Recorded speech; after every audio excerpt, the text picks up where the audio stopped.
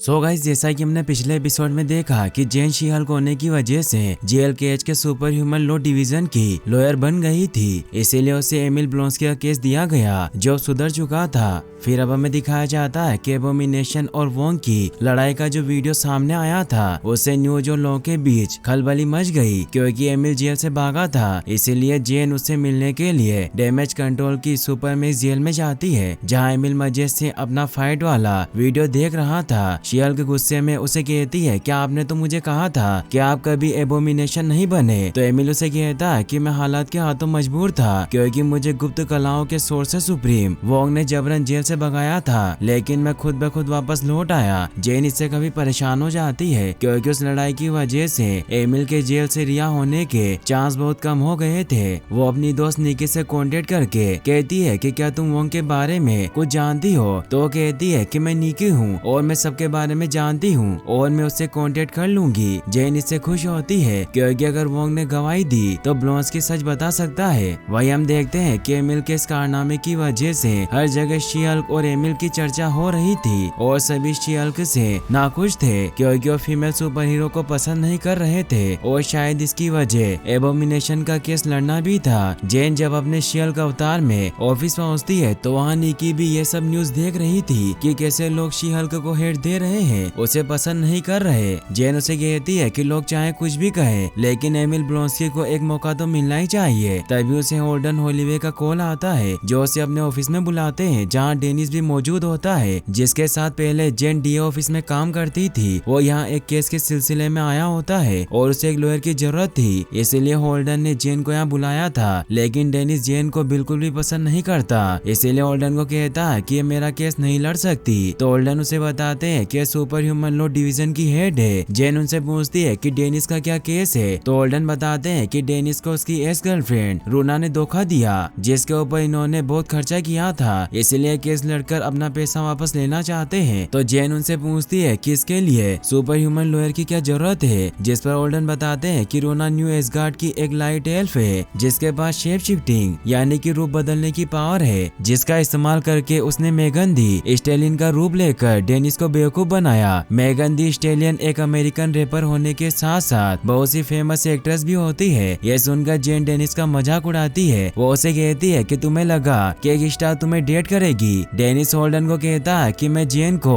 अपना केस नहीं दूंगा और वो पग को अपना लॉयर चुनता है, क्योंकि वो भी सुपर ह्यूमन लॉ डिवीजन में था। तभी वहाँ पर वोंग भी आ जाता है और जेन उससे अपने केस के सिलसिले में बात करने के लिए ऑफिस में लेकर जाती है। वोंग बताता है कि एमिल ने तुम्हें जो कुछ भी बताया वो सही था और मैं ही उसे फाइट क्लब में लेकर गया था, वो भी उसकी मर्जी के खिलाफ, और मैंने ऐसा इसलिए किया क्योंकि सोर्सर सुप्रीम बनने के लिए मुझे एक टक्कर के दुश्मन की जरूरत थी, इसीलिए मैं चाहता हूँ कि मेरे किए की सजा उसे ना मिले। तो जेन उसे कहती है कि अगर आप उसे बचाना चाहते हैं तो सुनवाई के दिन आपको गवाही देनी होगी। वोंग कहता है कि अगर गवाही से काम नहीं बना तो मैं जादू का इस्तेमाल करके याददाश्त मिटा दूंगा या फिर उसे दर्पण आय में ले जाऊंगा। वहीं पर डेनिस से केस के बारे में जानकारी हासिल कर रहा होता है। वो उसे पूछता है कि तुमने रूना पर कितने पैसे खर्च किए थे। तो डेनिस उसे बताता है कि मैं इतना भी बेवकूफ नहीं हूँ कि मैं उस पर इतने ज्यादा पैसे खर्च करूँ, इसीलिए मैंने उस पर सिर्फ $1,75,000 खर्च किए। तो पग उसे कहता है कितने पैसों में एक अच्छी जगह पर घर आ जाएगा, मगर आप फिक्र मत कीजिए, आपका पैसा आपको जरूर मिलेगा। डेनिस वहाँ से चला जाता है, मगर थोड़ी देर बाद डेनिस वापस से वहाँ जाता है, जो पग को कहता है कि मेरा इरादा बदल गया,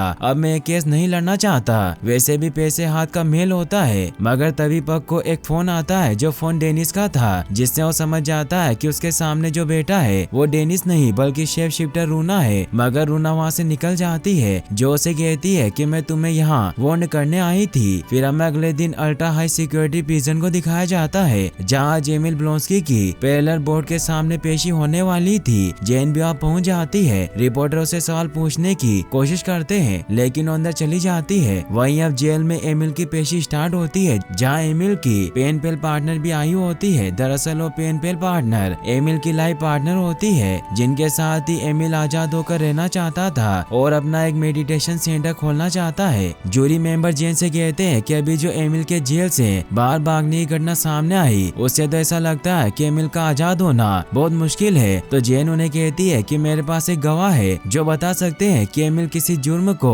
अंजाम देने के लिए जेल से नहीं भागे थे, मगर वो यहाँ भी नहीं पहुँचे। जूरी मेंबर एमिल से पूछते हैं कि क्या तुम बदल गए हो, तो ब्लॉन्स्की उन्हें बताता है कि मैं बदल चुका हूँ और मुझे बहुत दुख है कि मैंने सालों पहले लोगों को चोट पहुँचाई थी, मगर अब मैं अपनी पेनबल पार्टनर के साथ नई जिंदगी स्टार्ट करना चाहता हूँ। और अब जेन एक के बाद एक जेल में काम करने वाले लोगों का बयान लेती है, जिसमें वो बताते हैं कि ब्लॉन्स्की बदल चुका है और उसने कई लोगों को सुधारा, उन्हें पढ़ना लिखना सिखाया। जूरी के मेंबर जेन से कहते हैं कि अभी भी ब्लॉन्स्की के जेल से भागने की वजह सामने नहीं आई, मगर तभी वहाँ वोंग आ जाता है, जिसे देखकर जेन खुश होती है। वोंग गवाही देता है कि अपनी प्रैक्टिस के लिए मैं एमिल को लेकर गया था, मगर एमिल अपनी ही मर्जी से वापस आया, जबकि मैंने उसे कामरताज में रुकने को कहा, फिर भी वो नहीं माना। उसने कहा कि उसे अपनी बाकी की सजा पूरी करनी है। वोंग की गवाही सुनने के बाद जूरी में बैठे मेंबर जेन को कहते हैं कि हम मानते हैं कि एमिल सही रास्ते पर चलना चाहता है, मगर जब वो अपने दूसरे रूप एबोमिनेशन में बदलते हैं तो क्या खून के प्यासे दरिंदे नहीं बन जाते।